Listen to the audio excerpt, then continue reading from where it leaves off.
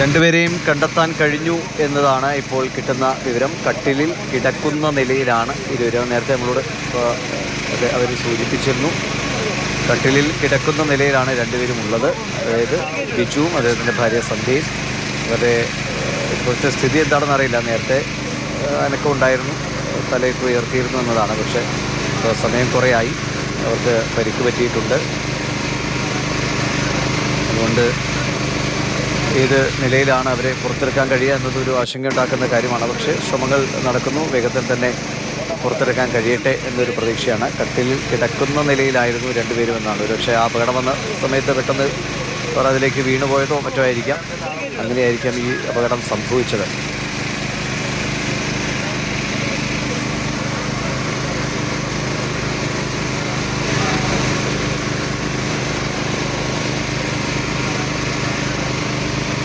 രണ്ടുപേരെയും കണ്ടെത്തി എന്നതാണ് മനസ്സിലാകുന്നത്.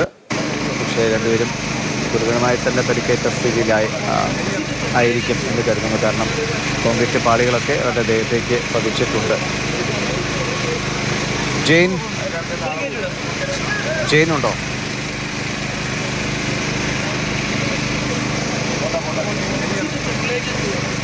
ഇടുക്കി അടിമാലിയിലുണ്ടായ അപകടത്തിൻ്റെ ദൃശ്യങ്ങളാണ് കണ്ടുകൊണ്ടിരിക്കുന്നത്. മണ്ണ് ഇടിഞ്ഞ് താഴ്ന്ന് വീടുകളിലേക്ക് പതിച്ചിരിക്കുന്നു.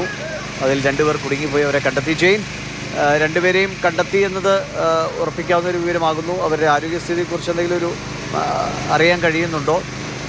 ഇനിയുമേറെ കാത്തിരിക്കേണ്ടി വരുമോ അവരെ പുറത്തെടുക്കാൻ?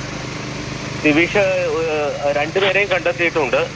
ഒരു 2-3 മിനിറ്റിനകം അവരെ പുറത്തെടുക്കാൻ കഴിയും എന്നാണ് പ്രതീക്ഷിക്കുന്നത് എന്നുള്ളതാണ് രക്ഷാപ്രവർത്തകർ പറയുന്നത്. രണ്ടുപേരും അബോധാവസ്ഥയിലാണ്. ആദ്യഘട്ടത്തിൽ ഈ സ്ത്രീ സംസാരിച്ചിരുന്നു. ബിജു കണ്ടെത്താൻ കഴിഞ്ഞിരുന്നില്ല. പക്ഷെ അവർ രണ്ടുപേരും ഭക്ഷണം കഴിച്ചിരുന്നത് കട്ടിയിൽ ഇരുന്നാണ് എന്നുള്ളതാണ് മനസ്സിലാക്കുന്നത്. രണ്ടുപേരും കട്ടിയിൽ തന്നെ ഇരിക്കുന്ന അല്ലെങ്കിൽ കിടക്കുന്ന ഒരു അവസ്ഥയിലാണ്. അപ്പം അവരെ പുറത്തെടുക്കാനുള്ള ഒരു ശ്രമം നടത്തിക്കൊണ്ടിരിക്കുകയാണ്. ആദ്യഘട്ടത്തിൽ ഈ സ്ത്രീ പ്രതികരിച്ചിരുന്നു. പക്ഷെ ഇപ്പോൾ അവരുടെ പ്രതികരണമില്ല. കാരണം 2.5 മണിക്കൂറായി ഈ രക്ഷാപ്രവർത്തനം നീളുകയാണ്. അപ്പം അവർക്ക് പരിക്കേറ്റിട്ടുണ്ട്, രക്തം വാർന്നു പോയിട്ടുണ്ട്. അപ്പം അതുമായി ബന്ധപ്പെട്ട പ്രശ്നങ്ങളുണ്ട് എന്നാണ് കരുതുന്നത്. എന്തായാലും രണ്ടുപേരും അബോധാവസ്ഥയിലാണ്. അവരെ പുറത്തെടുക്കാൻ ഉള്ള അല്പസമയത്തിനകം തന്നെ അവരെ പുറത്തെടുക്കാൻ കഴിയും എന്നാണ് പ്രതീക്ഷിക്കുന്നത്.